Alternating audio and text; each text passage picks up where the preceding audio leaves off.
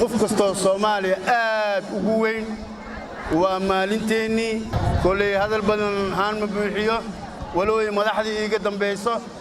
maanta waxa meeshan lagu soo gabagabeeyay tartan kubadda cagta ah oo ka socda kooxaha Balcad waxaana maanta ku guuleystay labadii koox dheeshiba way guuleysatay kuwii laga soo guuleystayna way guuleysteen waana soo dhaweynaynaa waana hambalyeynayna markastana degmada Balcad waxay caan ku tahay isdhexgalka bulshada ama xagga isboortiga degmada Balcad ee kubadda cagta waxaan aad ugu amaanayaa gudoomiye Kabiila oo ah nin dhalinyaro ah oo aad u firfircoon dhisayna ama oo yaani gaarsiinayo jiilka soo koraayo waxa ay tiigsanayaan insha Allah halagu ku socon leenahay gudoomiyaha waanu ku bogaadinaynaa insha Allah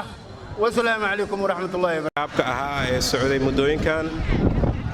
waxaanu ku soo dhamaaday si guul ah waxa tartanka nasiib u yeeshay inay isku imaadaan labada kooxood ee kala ah Balcad Star iyo kooxda Tawfiiq waxayna guusha ku raacday kooxda Tawfiiq oo Real ugu badisay kooxda Balcad Star waxa leeyahay Balcad Star iyagana waa guuleysateen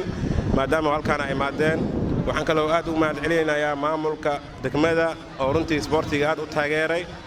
dhawaanna waxaan qaban doonaa tartankii ahaa Samtax Federation Cup oo tartankan ay noogu xigo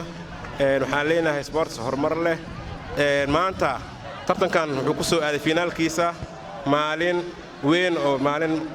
maalin ka qiimo badan maalmihii maadaama munaasabadda kooda luuli ay tahay iyo koobkii finaalka aad ku soo aaday marka waxaan leeyahay ummadda muslimiinta tamaan gaaraan Soomaalida waxa leeyahay maalin weyn waa maasantiin dhammaan maamulka guud ahaantiisa kale oo nagala joogo gudoomiye ku-xigeenka koobaad ee maamulka degmada Balcad ayagana si wanaagsan ay uga qayb qaateen garabna ku siiyeen Olombikada oo sida nagala joogo gudoomiyaha Olombikada degmada meel si wanaagsan oo ula shaqeeyay waxaan rabaa inaan iraahdo kooxihii 8 ah ee ka soo wada qayb galay dhamaantii waa guuleysateen maxaa yeelay qof walba waxay muujisay heerka ay gaari karto nasiibka uu ka heliyay maahane banooni iyo ciyaar wanaagsan ay soo wada bandhigeen waxaan rabaa inaan si gaar ugu hambaliyeeyo si guudna ugu hambaliyeeyo dhammaan kooxihii ka soo wada qayb galay si gaarna ugu hambaliyeeyo rabaa labadii koox ee finaalka soo gaartay Star iyo Tawfiiq oo galabta ciyaar aad u xiiso badan garoonka ku soo bandhigay waxaan leeyahay kooxdii guuleysatay waxaan leeyahay waa guuleysateen kooxdii laga guuleystana waxaan leeyahay waa guuleysateen kooxda guuleysatay si gooni ugu hambalyeynaya kooxda Tawfiiq oo leeyahay hambaliyo maadaama aan naqateen kooxdii ugu horeysay ee koobkan oo koobka Urdun ku ah degmada koobka markii ugu horeysay laga dhiga ah aad ku guuleysateen reer Tawfiiq waxay leenahay hambaliyo waxa ayagana hambaliyo leenahay Balcad Star oo ayagana meel wanaagsan iyo banooni wanaagsan iyo si wanaagsan u dheelayaan waxa leenahay hambaliyo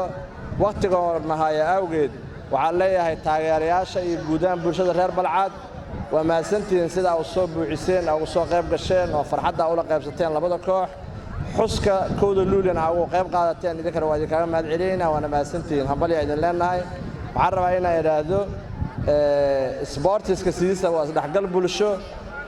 waana ka muuqataa xaqiiqatan marka qof walba oo reer Balcad jeel walba oo reer Balcad oo sugayo inuu maalmaha kamid saan loogu mashxarado waa soo dhaweynaynaa insha Allah waxaan leenahay sports hormar insha Allah. Assalaamu calaykum waraxmatullaahi wabarakaatuh.